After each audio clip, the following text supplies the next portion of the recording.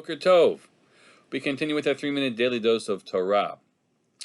Weeks ago, on January 6th, when the riots and the insurrection were unfolding before our eyes, we really did not have the picture of one snapshot that eventually made its way to our screens.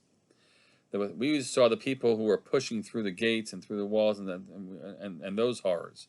But one snapshot that later became visible to us was that of a gallows that was erected outside of the Capitol, seemingly for the vice president.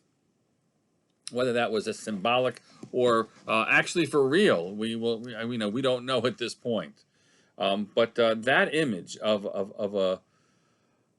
a gallows with a noose on it certainly lingers and is a horrifying image for us to conjure. We know, as we think of the Purim story, that the gallows plays a significant role.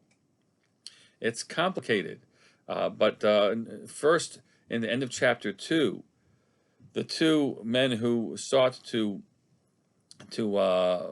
plotted to kill the king, Bigtan and Teresh, are eventually vayitlu shnehem al eitz. The two of them were hung on a tree.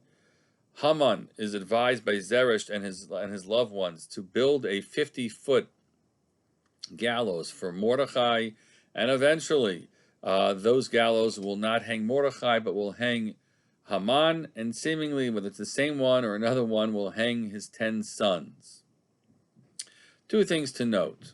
Number one is that most likely the Tliyah al Eitz, this hanging on a tree that is described here, is not what we know from the punishment of that would be employed by people to have a noose around their neck and they die gasping for breath or with a broken neck.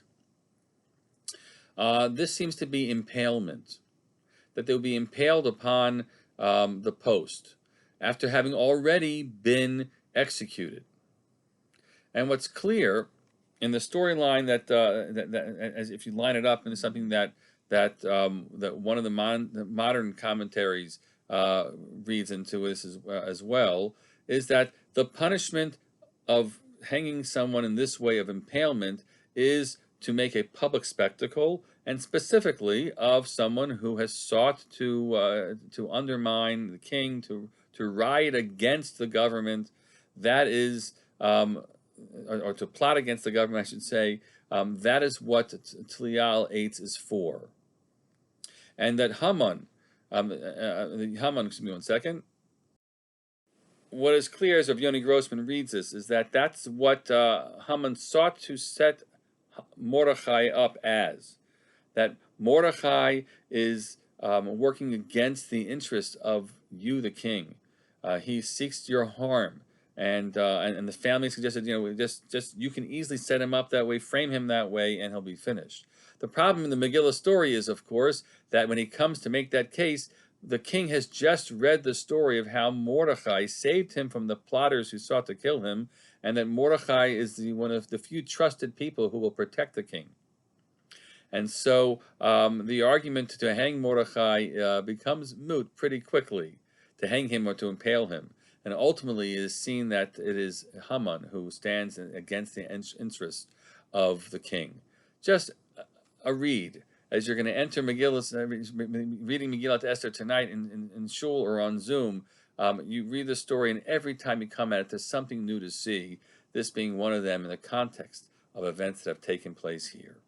Have a freilichen Purim, a joyous Purim.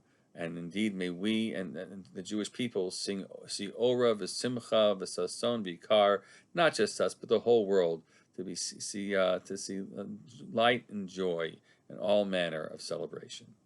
Chag Sameach, Purim Sameach.